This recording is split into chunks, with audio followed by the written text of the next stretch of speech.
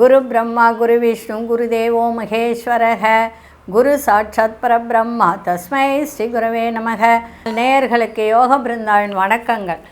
இந்த நாள் இனிய நாளாக வாழ்வில் எல்லோரும் எல்லா வளமும் பெற்று வாழ வேண்டும். இப்பொழுது நம்ம பார்க்க போகிறது 2026ஆம் ஆண்டு ஆங்கில வருடத்தின் பலன்கள். கிரக நிலையை முதல்ல பார்த்துடலாம்.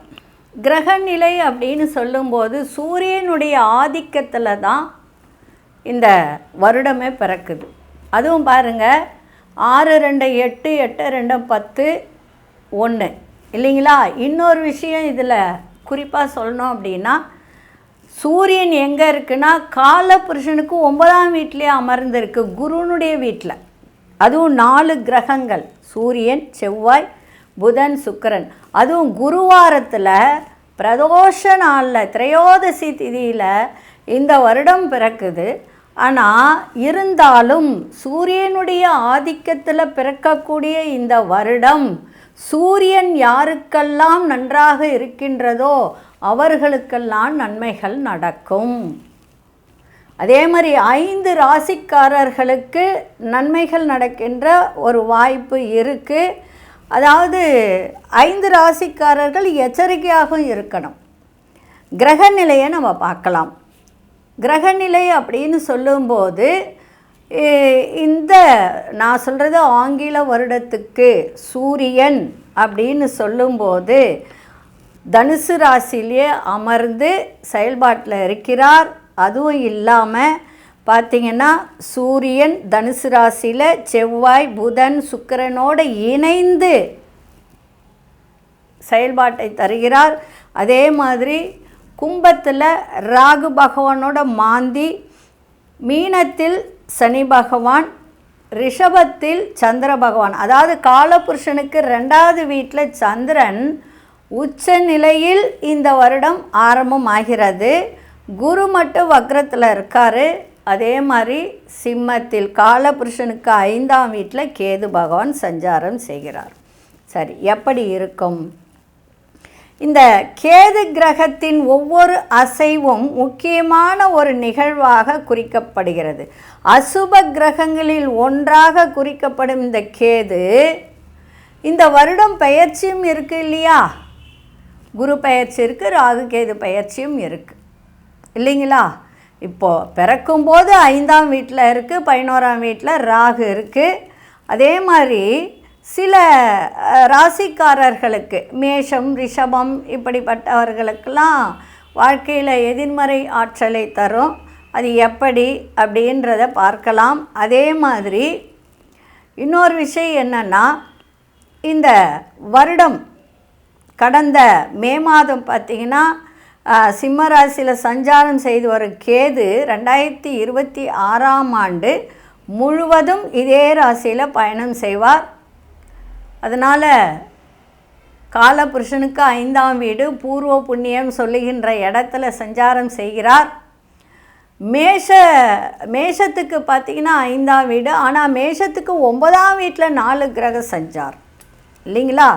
அப்படி இருக்கும்போது இந்த சில ராசினருக்கு எதிர்மறை பலன்களை கொண்டு வரும் அப்படின்றது ஒரு உண்மைதான், இல்லைன்னு சொல்லலை. சரி, இப்போது இந்த 2026 நம்ம கூட்டு எண் எடுத்துக்கிட்டால் 1ஆம் எண்ணில் வருகிறது. அப்போது இந்த மேஷ ராசி அப்படின்னு நம்ம எடுத்துக்கலாம். இப்போ பொது பலனுக்கு வரல, நான் சொல்கிறது பொது பலன்தான். இது அக்யூரேட்டாக நமக்கு நடக்கும் அப்படின்றதுலாம் இல்லை, பொதுவான பலன்களை தரப்போகிறேன். இப்போ மேஷராசி நம்ம எடுத்துக்கிட்டோம் அப்படின்னு சொன்னால் இந்த வருடம் சில பேருக்கு கல்வியில் பின்னடைவு இருக்கும் மாணவர்களுக்கு.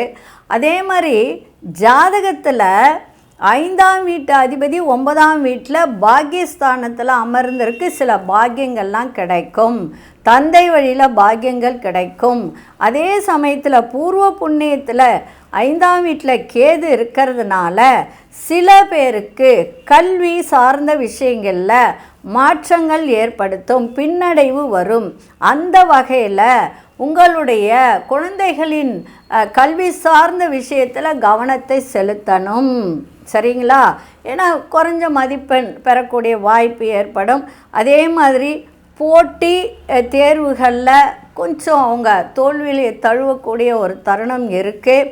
அடுத்து என்ன செய்யலாம் அப்படின்றது புரியாத ஒரு சூழ்நிலை. ஏன்னா கேது அப்படிலாம் படுத்தும், வேறு ஒன்றும் கிடையாது.